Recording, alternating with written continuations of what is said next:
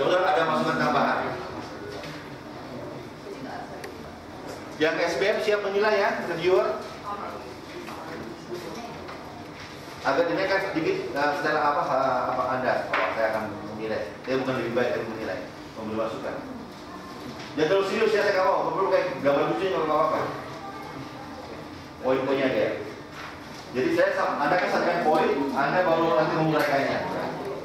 Yang penting poinnya harus sampaikan.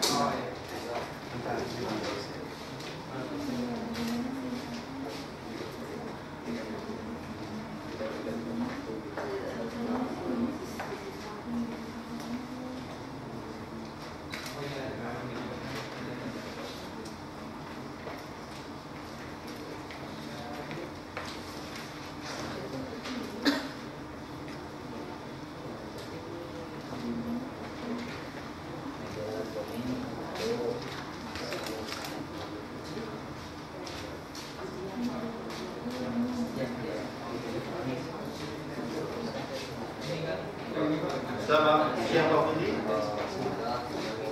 Welcome to our class. We have PGG class. And now we are going for the practice discussion. And then presenting the result of discussion.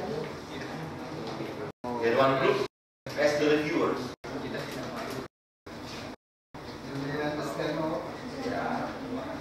PGG brainstorming.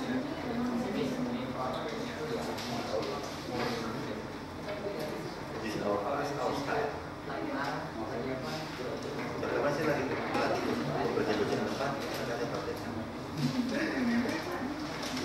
Bukan bahasa cerita. Kelasnya tidak cerah.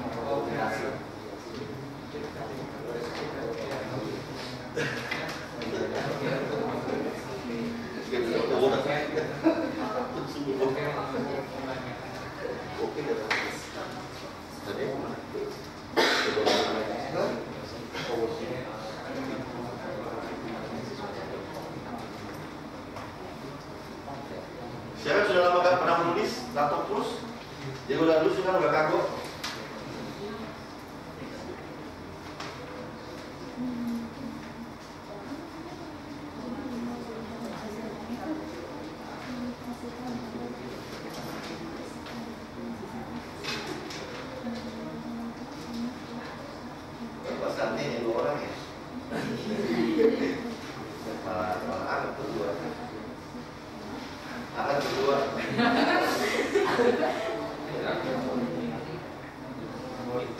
Ya SD berapa orang mas? Yang SD ada berapa orang? Sekarang yang sekarang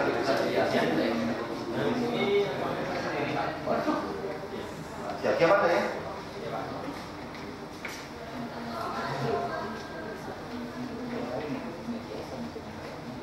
Yang sudah selesai silakan, nggak apa-apa mengajukan diri.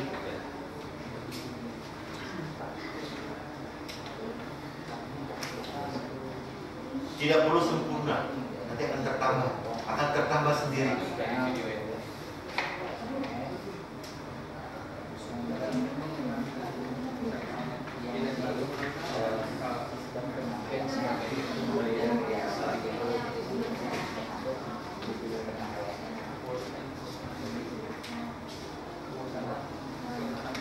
Saya adalah orang yang nggak pernah bisa lupa jurusan saya.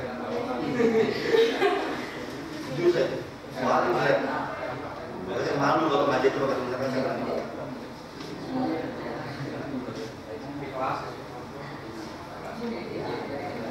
Boleh campur bahasa Inggris, bahasa Indonesia, bahasa Tegal boleh campur ya.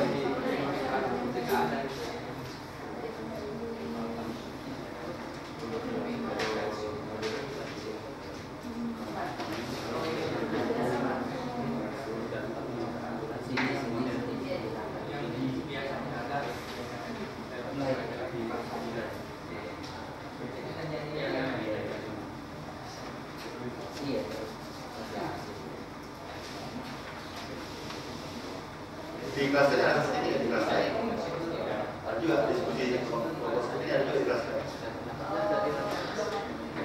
Ini kan yang begini dia berceramah ngantuk. Atau malah kurang enak begini, malah udah dapat juga sudah. Oke, silakan, saya dulu Mas. Dari kelompok kami sudah. Dua di sini Mas, biar bisa dilihat hasilnya. Kan tulisannya bagus kan? Lumayan.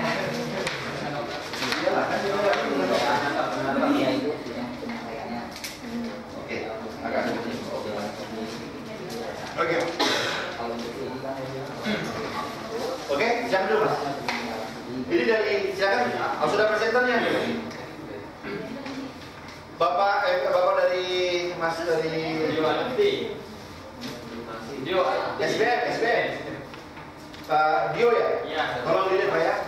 Teman-teman yang lain juga sambil itu bisa sambil mendengarkan, nggak masalah. Mungkin yang dua menulis, yang kedua yang lain mau silakan. Oke, assalamualaikum warahmatullahi wabarakatuh.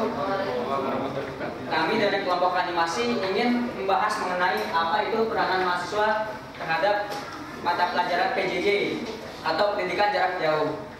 Dari pemikiran kami dari 3 orang ini, itu apabila kita melakukan PJJ, peran mahasiswa itu banyak. Di antaranya apabila kita belajar lebih fleksibel, kapan saja, waktu di mana saja kita dapat belajar. Yang poin kedua, apabila peran mahasiswa itu tidak ada tekanan terhadap dosen. Jadi apabila dosen sedang marah-marahnya, apabila dosen sedang sibuk, itu tidak ada tekanan sehingga mahasiswa belajar dengan rileks, senang dan tanpa ada tekanan itu.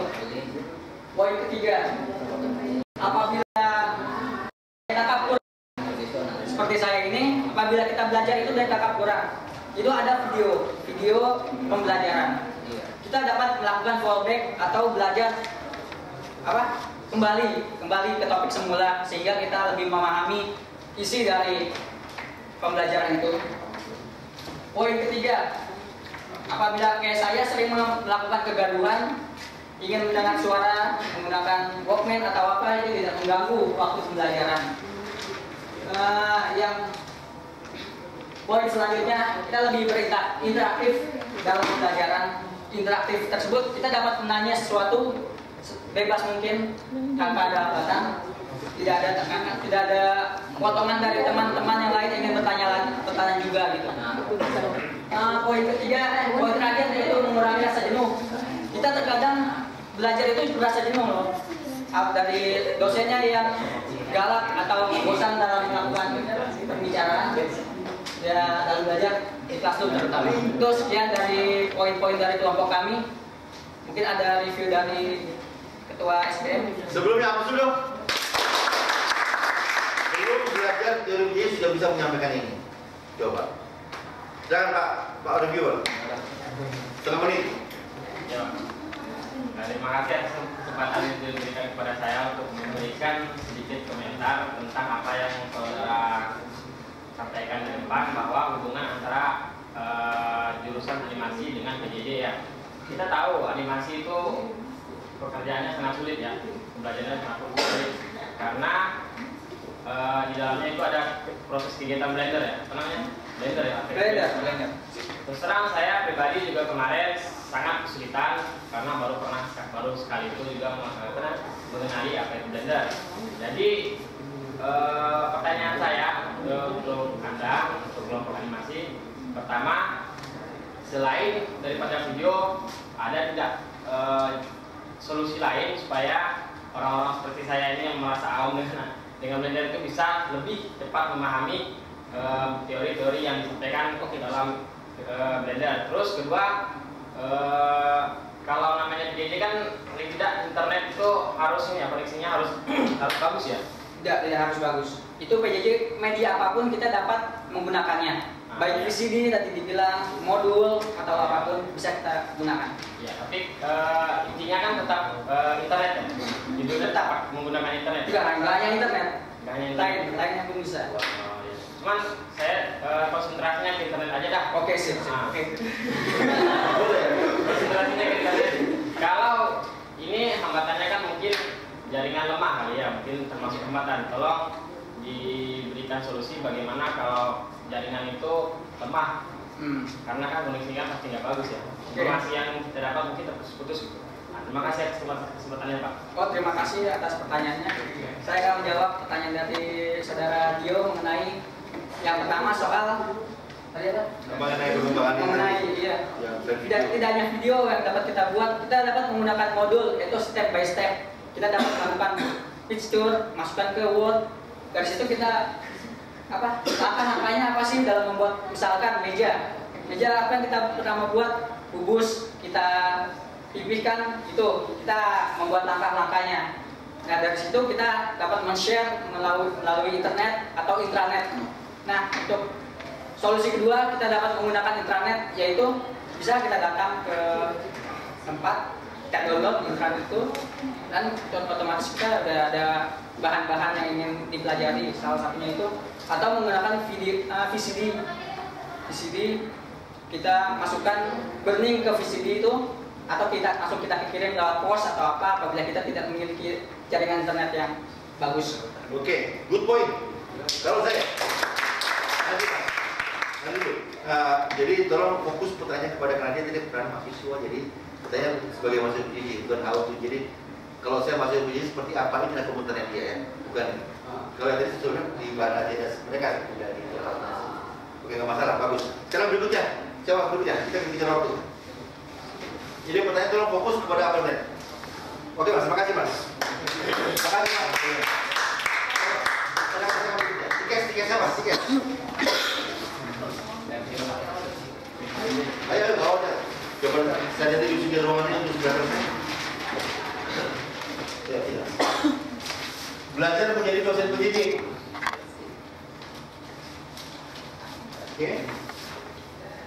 Apa yang mau disampaikan mengenai peran dosen? Oke, jadi pertanyaan tolong peran dosen dalam PJJ. Ya, baik. Bismillahirrahmanirrahim. Assalamualaikum warahmatullahi wabarakatuh. Terima kasih atas kesempatannya kepada saya untuk mempresentasikan bahasan mengenai peran dosen di dalam sistem PJJ. Jadi seperti yang telah kita ketahui sebelumnya bahwa pendidikan jarak jauh itu terdapat 3 elemen penting. Yang pertama elemen dosen, kemudian ada siswanya atau mahasiswa, dan kemudian ada medianya. Nah, yang akan kita bahas kali ini adalah elemen dosen itu sendiri. Jadi bagaimana peran dosen di dalam sistem PJJ? Yang pertama, jadi dosen itu berperan sebagai pemicu mahasiswa atau yang kita kenal dengan trigger. Jadi untuk dapat men-trigger mahasiswa menjadi interaktif dan komunikatif dibanding dengan dosen itu sendiri. Telah kita lihat di video bahwa mahasiswa itu aktif ya. Di video diperlihatkan bahwa mahasiswa dapat menjawab pertanyaan ataupun dapat memberi pertanyaan kepada dosen melalui media online, yaitu media misalnya dari tablet. Kemudian disampaikan kepada asisten dosen. Dari asisten dosen mengirimkan lagi jawabannya ya, yang didapat dari dosen itu sendiri. Sehingga peran dosen di sini dapat dikatakan sebagai trigger, pemicu mahasiswa untuk dapat aktif. Kemudian peran dosen di sini, dosen itu dapat mengajar setiap saat tanpa dibatasi oleh waktu. Telah kita ketahui di video bahwa dosen dapat menjawab pertanyaan pada pukul 2 malam. Apabila di universitas lainnya atau bukan di sistem PJJ itu adalah waktu tidur. Namun dikarenakan sekarang sistem PJJ, maka dosen dapat online atau dapat menjawab pertanyaan mahasiswa setiap saat tanpa dibatasi oleh waktu. Kemudian peran dosen selanjutnya adalah memberikan referensi kepada mahasiswa. Referensinya dapat berupa bahan ajar, kemudian cara penggunaan medianya.